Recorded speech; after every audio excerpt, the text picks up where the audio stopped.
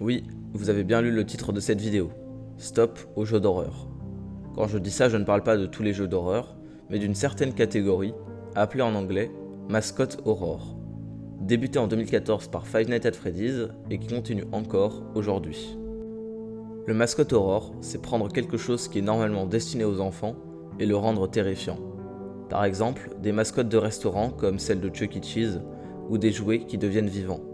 En gros, des personnages imaginaires qui prennent vie. Depuis des années, le jeune public est fasciné par l'horreur.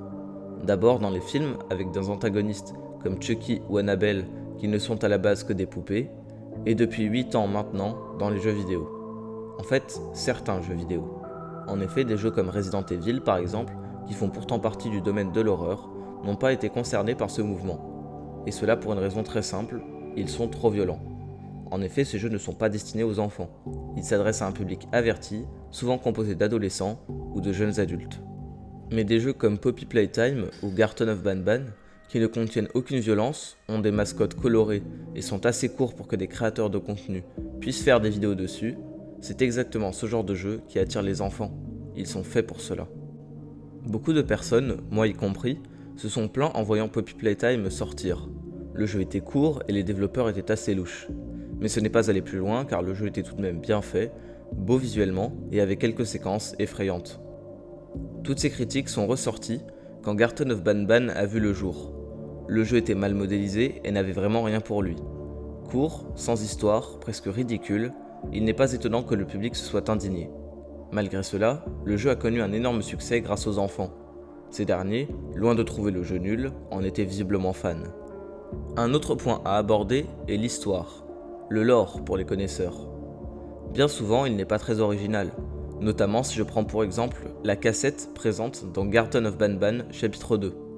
On retrouve des cassettes dans Poppy Playtime, avant cela dans Bendy, et finalement dans BioShock une décennie avant. Souvent, on parle d'humains transformés en mascottes, ou en personnages cartoon, d'expériences ratées, etc. Et à ce moment-là, je crois qu'on a atteint un point de rupture. Les développeurs ont compris que créer des jeux de qualité ne leur servirait à rien. Il leur suffisait de créer un espèce de blob coloré dans Blender, de cacher un message qui disait « Libérez-moi » dans un coffre caché, d'importer le tout dans une map déjà existante, et le tour était joué. Le développeur de Bendy and the Ink Machine, The Meatly, s'est d'ailleurs moqué de ce genre de jeu, en mettant en ligne une parodie de jeu d'horreur qui cochait toutes ces cases. Si on continue comme ça, des jeux de plus en plus mauvais continueront à exploser sur internet. De plus, même si les enfants d'aujourd'hui grandissent, il y en aura toujours d'autres pour les remplacer.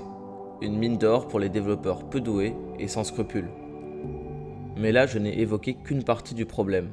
La face cachée de l'iceberg, c'est les influenceurs. Certains se contentent de jouer au jeu et de donner leur avis, ce qui est parfaitement normal. Mais d'autres vont plus loin. Ils font des vidéos en utilisant des mods ou des animations 3D pour faire croire à leur communauté que le jeu auquel ils jouent cache des secrets. Évidemment, ils se gardent bien de préciser que ce n'est pas dans le jeu de base.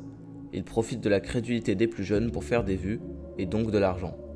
Plus ils gagnent de l'argent et plus ils continuent. En soi, c'est logique, même si ce n'est pas très correct. Le déclin de la qualité des jeux d'horreur dits indépendants a déjà commencé. Il est même sûrement trop tard pour inverser la tendance. Mais la prochaine fois que vous verrez ce genre de vidéo, réfléchissez bien avant de cliquer.